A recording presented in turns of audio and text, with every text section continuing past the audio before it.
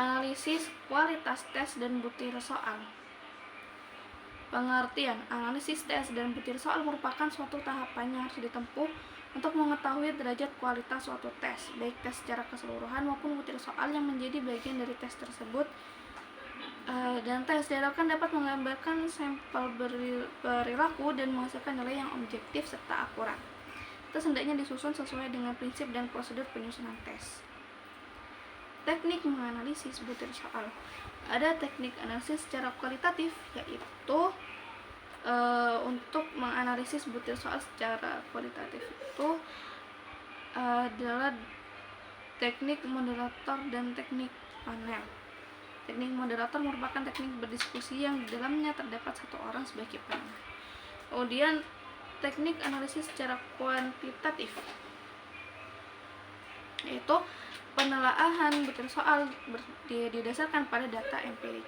Data empirik ini diperoleh dari soal yang telah diujikan. Ada dua pendekatan dalam analisis secara kuantitatif, yaitu pendekatan secara klasik dan modern. Validitas tes merupakan syarat yang penting dalam suatu alat evaluasi. Beberapa kriteria dipilih untuk memperlihatkan keefektifan terhadap peramalan performance yang akan datang.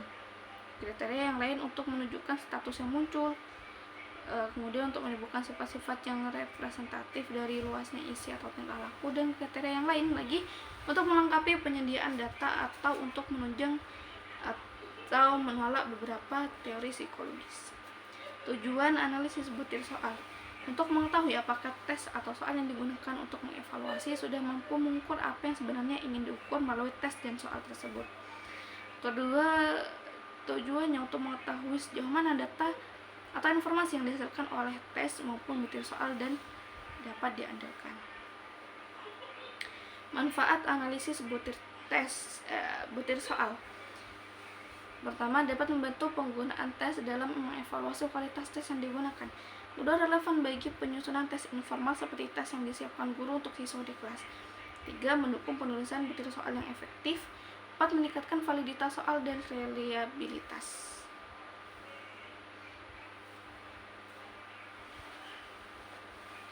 Sebentar.